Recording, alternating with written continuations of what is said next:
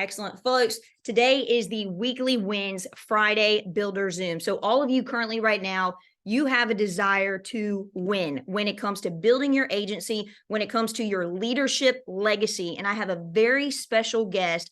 He's not only one of my mentors, but he has been in this process of being able to develop not just six-figure income earners. He's been able to develop my goodness, I think he's a definite eight-figure income earner. No, is it eight figures? Not yet. I don't know, Jordan. You're going to have to tell me that one.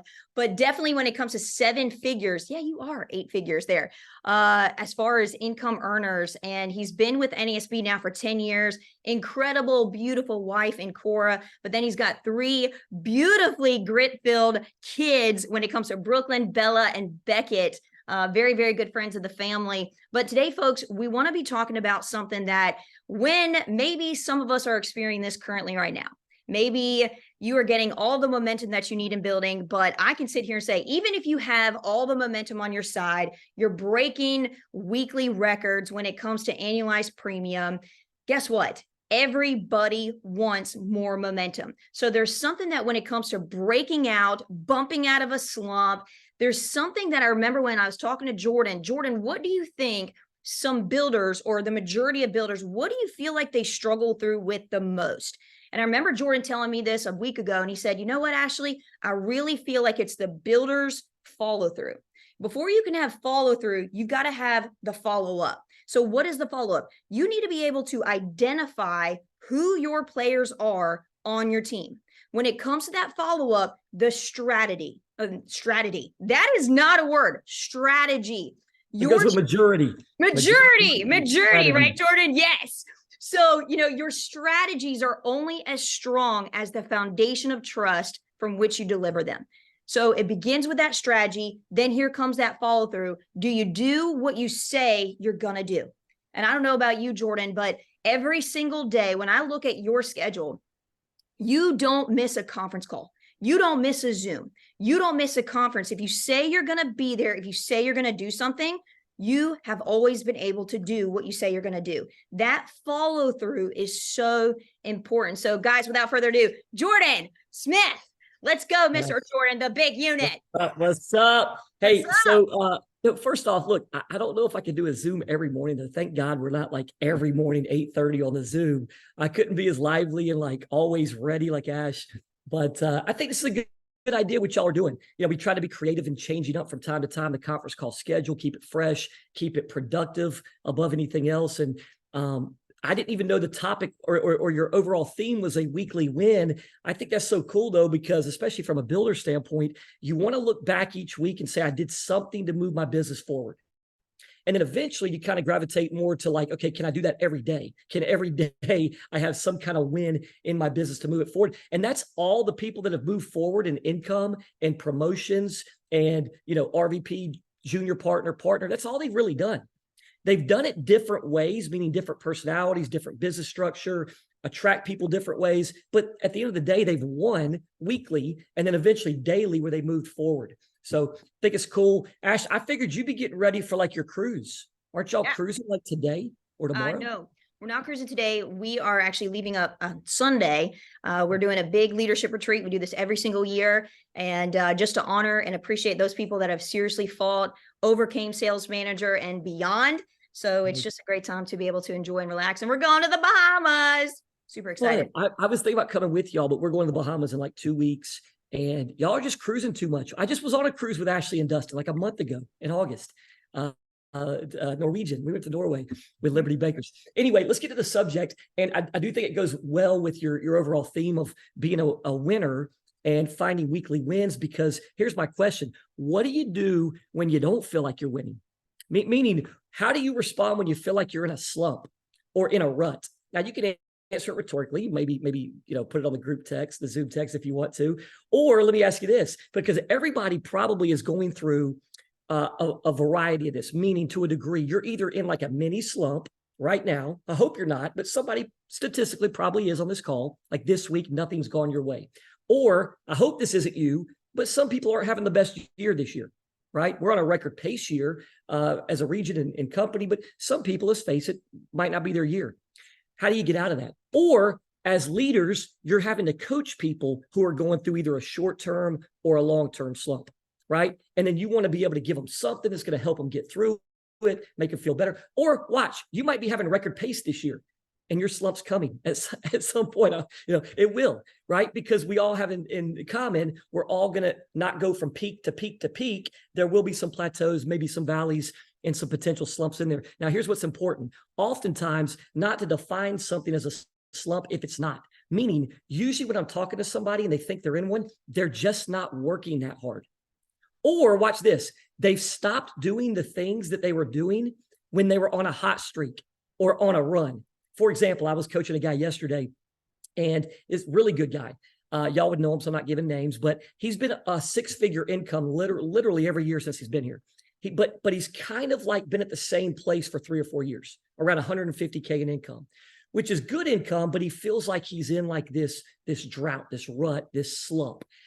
And so in talking to him and asking him different things, I noticed during September when we put him on the spot on presentation, he was winging and or coming up with his own line. There was none of the lines we taught, right? So little thing there that kind of showed him. Then yesterday talking to him, he said, yeah, I did 36 door knocks yesterday. And I was like, okay, how many approaches? Because on purpose, strategically, we've never taught to count knocks alone or phone calls alone. Why? Because that number can be misleading. For instance, if you're on the phone and make 36 phone calls and only 4 answer, isn't that a drastically different day than a 14 answer? But 36 phone calls doesn't tell us anything. How long does it take to call or knock somebody that doesn't answer? A few seconds, maybe a few minutes, right? So what happens when you start to do little things like that and count knocks only, you deceive yourself into thinking you're working harder than you are.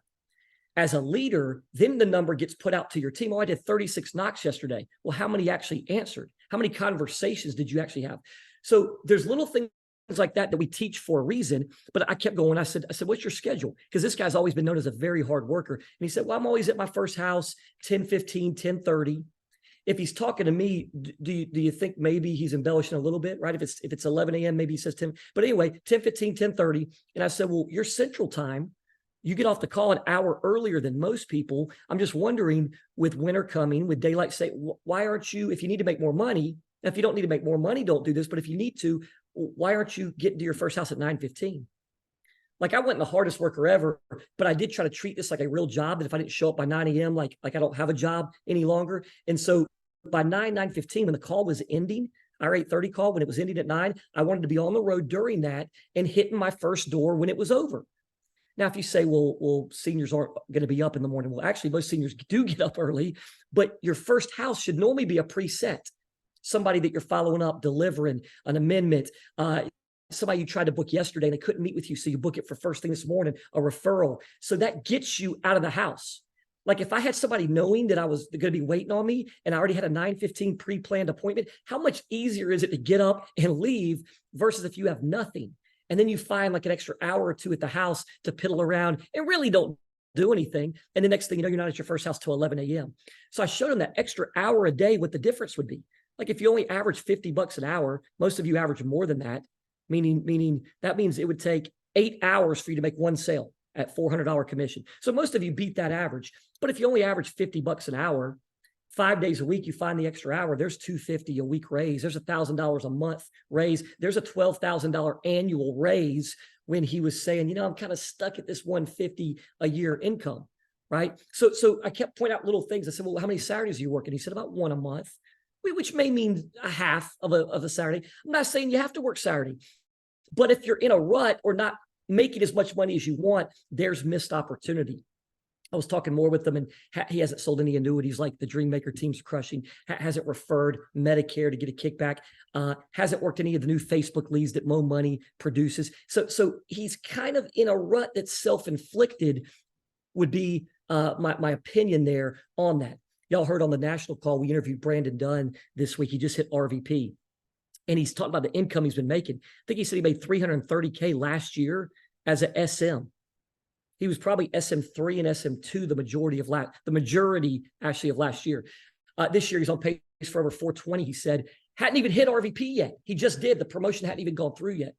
So I think y'all are missing the income potential, even at SM levels where you are currently. And you might not produce to Brandon Dunn's level, even if you did 100K less than him in personal production, still making $250,000 a year, right? at SM. So maybe, and this is a harsh reality, but maybe you're not in a slump. You're either just not working hard yet, or you haven't become a pro yet. See, one thing Craig Harvey used to always talk about, he said, actually, a slump's a good sign because that would indicate you're great at something, because you can't go into a slump if you're not already good at it, right? You just aren't good. There's no slump. You're just not good yet. So like anything, if you're newer, maybe you still got to develop your skill set to get to the point to become great, to become a pro. A slump really indicates, though, like I say, that you are great. I believe there is greatness on this call, on this Zoom, and I can relate if you're going through one, because I've gone through slumps my whole career. I've been in sales since 18. I could take you back and tell you stories of different times, even in insurance, and then in areas outside of insurance, right? In other areas of my life. And is it not one of the most frustrating feelings, Ashley, like when you're going through this slump? It almost feels like nothing can go right. Right? It starts to shake your confidence. I don't care who you are. Some of y'all think that like somebody might have attained maybe partner in our company and they're just the most confident person. That's not the case. Anybody that's experienced success still goes through lapses of confidence, usually when a slump attacks that, right, and affects it. You start to second guess yourself. You start to overthink. I mean, have y'all been through this? Maybe you go a week and you miss the first 5, 6, 7 houses, or you're interviewing people and like the last 5 interviews didn't go your way, or the last 3, 4, 5 ride-alongs, none of them got started. You start to second guess yourself. You start to overthink. And I've had to ask myself at times in my career, like, do I suck? Like, do I suck at sales? And then I have to have a resounding answer of, no, I'm Jordan Smith. You're Ashley Colie. You're, whoever you are, you're Charles Essery. You're Greg Baden. You're Danny Baden. You don't suck. And you start to pull back from wins and start to remember wins that you had. Now, that's why it's important to go out and create wins, because that confidence is really just a remembrance of a win. That's all it is. Like when I love basketball analogies. Many of you may not be basketball fans, but they say, like, how did Michael Jordan hit all these game winners? By the way, he missed a lot of game winners. He had that commercial about the thousands of shots that he missed. Do you know who missed the most shots in the history of basketball? The late, great Kobe Bryant, who they say was the closest to Michael Jordan. He's got the record currently, still, all time has the most missed shots. But the reason Michael Jordan, Kobe Bryant could also be known as the best clutch players and hit the shots in the clutch, even though they had lots of misses, they didn't remember the negative. They attached the remembrance, their confidence was remembering a win. Michael Jordan hit a game-winning shot at UNC in the college national championship. And I think that helped him his whole NBA career, because he would remember that. He wouldn't think of the missed shots he had. He would think back to the time he won the national championship at the University of North Carolina. I can give you tons of sports analogies. Steph Curry is known as the best shooter in history. He also has a record. He was 0 for 11 in a game from threes. He's known as the best shooter ever. But look, shooters shoot. They keep taking their shot, even in the midst of a slump. Kobe Bryant had a game 0 for 16. You know who's number 2 in missed shots? LeBron James, who people would say is the best living player. So Kobe, the late, great Kobe's number 1 in missed shots. LeBron James is number 2. Do you think they went through slumps to create their greatness? Of course they did. So here's what I want to talk about is, how do you get out of a slump? Like, how do you bust that slump? Y'all have any slump busters? Any like superstitions? Like, I don't want to ask John Cisco if he's on, what he did in college soccer, what a slump buster was back in the NCAA soccer days, or Bryson, maybe Greg. Don't ask Greg. Greg played baseball in college. I don't want to know Cliff Coleman's, but like, put on the group chat real quick. What is your slump buster? Any weird superstitions? You got to get like lucky socks. You got to get lucky underwear. You got to, do something with a little routine to bust out of that slump. Isn't it funny how sometimes it's just mental? Like you do something that you perceive as lucky, and all of a sudden you have a different mindset on your day, and next thing you know, you find a sale, right? But at the end of the day, you got to bust out of the slump before, watch this, before you start believing it's your status quo. And this is the problem. If you experience a drought, if you don't attack it quickly and bust the slump quickly, here's what happens. You allow it to drag out until it affects your belief, and you start just believing, well, maybe this is just my status quo. So here's some things for me when I've gone through slumps in my career. And maybe you're going to have agents come to you this week, next week, that are experiencing this. Number one, you got to laugh it off, I think. Like you ever have something where anything that can go wrong goes wrong, like 3-4 times in a row? Dude, the only thing you can do there is chalk it up and laugh it off and tell yourself it's got to get better from there. I can't keep having that kind of luck or those results. So one, you don't take it too serious and you laugh it off. Number two, you tell yourself you're due. But like, I don't know statistically how that works, but I've always convinced myself in anything. If I'm gambling, if I'm shooting basketball, if I'm selling, if I'm coaching, like whatever it is, I tell myself I'm due. The more misses I had, statistically, I should be, I'm not a statistics major, I should be that much closer to a hot streak or to a yes or to some kind of breakthrough. Other thing you can do is start to give yourself extra activity, right? Now, once in a while, if you're in one, you take a quick breather. It's like a timeout, right? But see, you don't want to get in the habit of every single time you feel like you're in a slump, you just go home. That's not what I'm saying. Sometimes it just needs to be extra activity to push through. Other thing I've noticed is normally when I've coached somebody in one, they've been speeding up what they're saying, right? They're starting a shortcut. They're not doing all 10 steps. Slow down and go back to the basics and what's worked. On interviews, same thing. On selling insurance, whatever the case may be, you want to slow down, simplify, and focus on the mechanics. Focus on what has worked. You focus almost not on the result, the end result. You focus on the right actions that create the end result, if that makes sense. Let me give you another one that's really important, kind of to go with laughing it off. You go back to having fun. Like, a lot of people think somebody's closing all these deals, oh, they're having fun because they're closing deals. Or are they closing deals because they're having fun? So you go back to find something that you love about this business or whatever area you're having a slump in, and you focus on that. You make it fun. Hey, if you're not going to get the sale or you're not going to get the hire, you might as well have fun and not getting it versus be miserable about it, right? And guess what? You might just attract the next best person because of it, okay? But then here's the most important thing, I think, to move out of it. You find a win. Like you get a win. And as I said, confidence is just simply a remembrance of a W. But a slump affects confidence, does it not? And I know it's easier said than done when we say, well, just believe in yourself and just have confidence. Because if you're going through a spell of not very confident, that's the last thing that you want to hear. And you can't just flip a switch normally and start to demonstrate confidence if you don't have it. Because then lack of confidence affects your belief, and whatever you believe, you're right. Here's the thing. There's someone in this company much worse than you, and this is kind of humbling. They're much worse than you, but they're getting paid more than you. They're doing the exact same thing as you, but they're winning just because they believe in themselves more. And that should be something that you look in the mirror and go, you know what? I refuse to let that happen. Some people say, I'll believe it when I see it, but you kind of got it backwards. You almost have to see it in your mind so you can believe it more. Does that make sense? Because belief drives behavior, but it also drives results. The number one agent of all time in life insurance, they say, I don't know how they find out the number one, but as a guy named Ben Feldman, if you Google him, he set all kinds of records last century. He was with New York Life, and whenever they would talk to him, he would typically not talk about the details of insurance.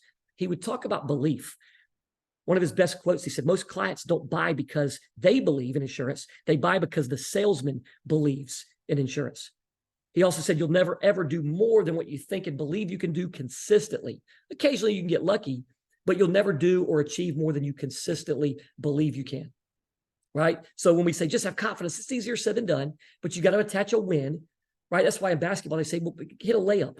Get a free throw, do something small that's a win, and you start to build from that, right? The key to confidence is making a connection between your last victory and your next battle.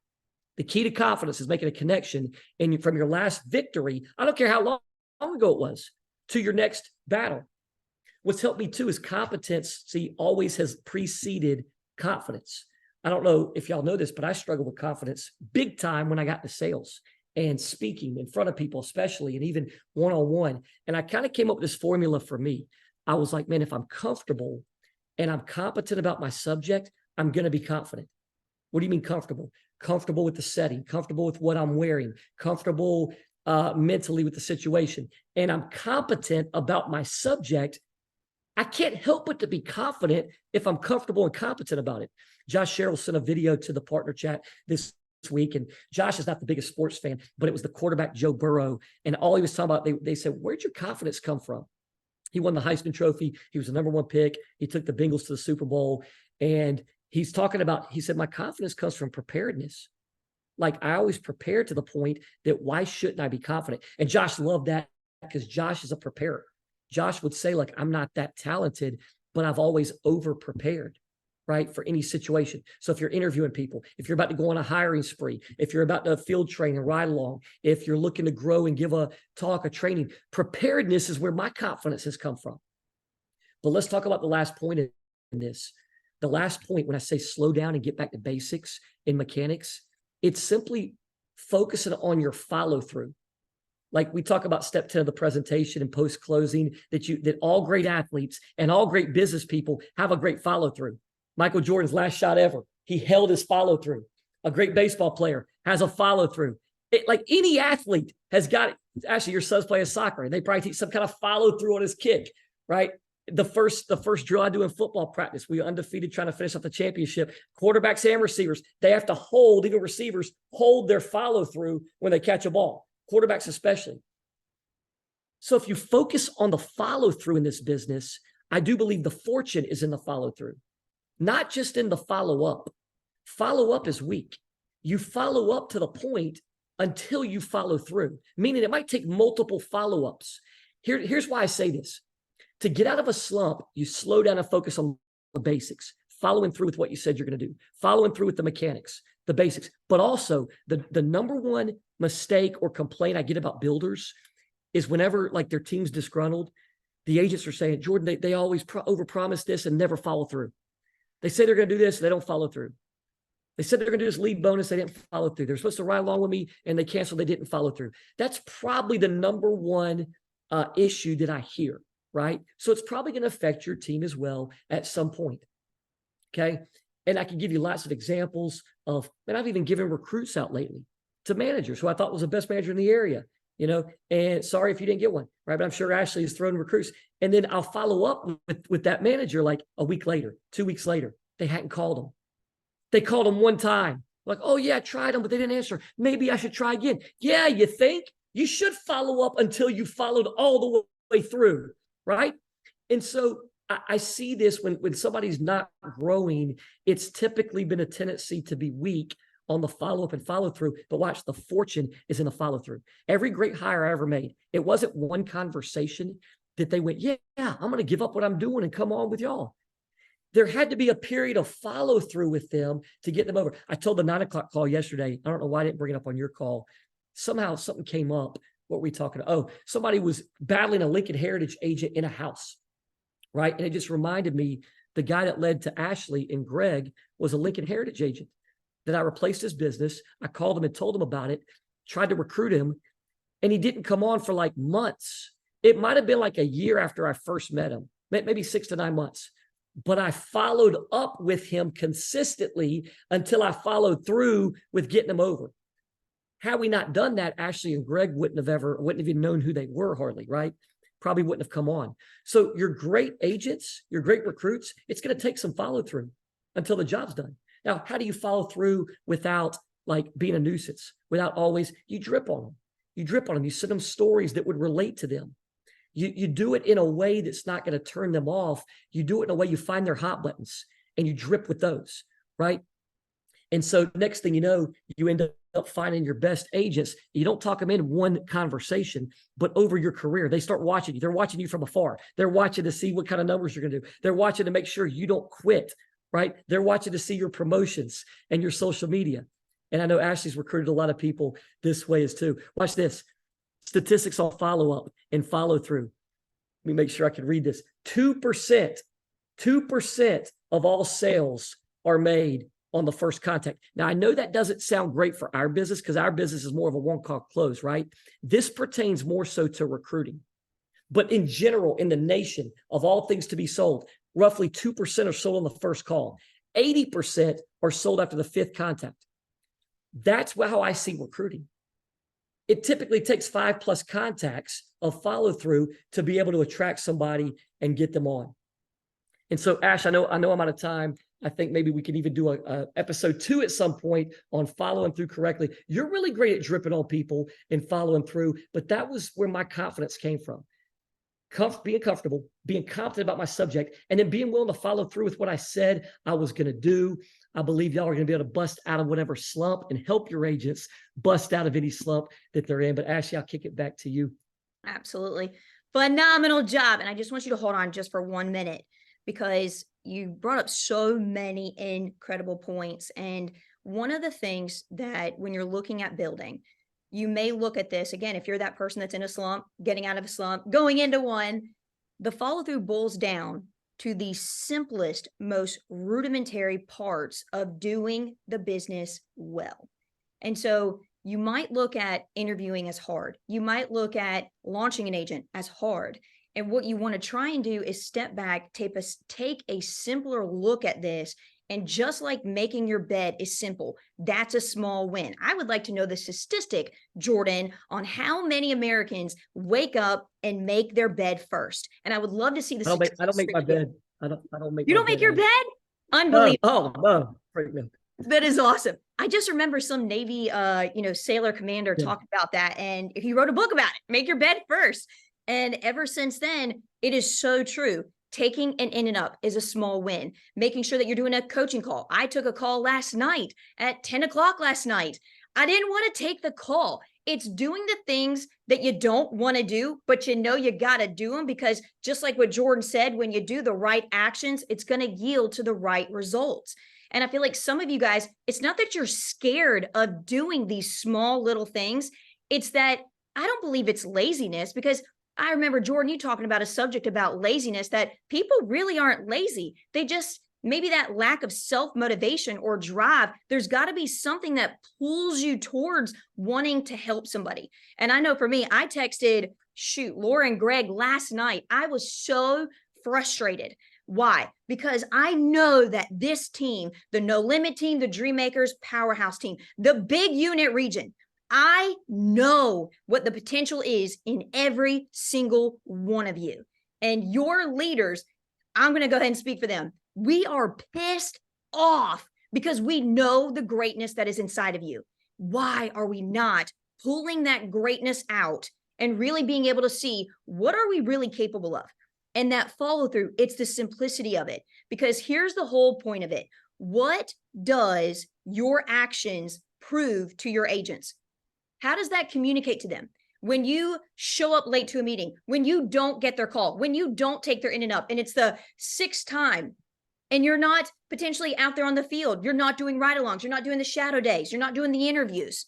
Make sense? So what is that showing to your brand new agents? What kind of leader do you really want to become? So any other last minute nuggets, Jordan, on this subject of just bumping out of that slump? I mean, I was thinking back, like some of y'all have heard Elevation Church. I know you attend sometimes, Ashley, online. I don't know if you have a campus in Wilmington. I remember the first guy that told me about Elevation, but watch this, because it relates to recruiting.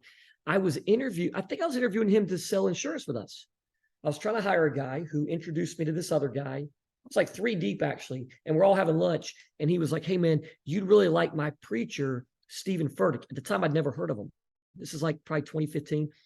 And he gives me a video to watch. And see, this is a great recruiting tip. He kind of knew my personality from that conversation. And the title of that video was The One Thing You Can't Win Without. The one thing you can't win without. Okay. That one video attracted me to Furtick and Elevation.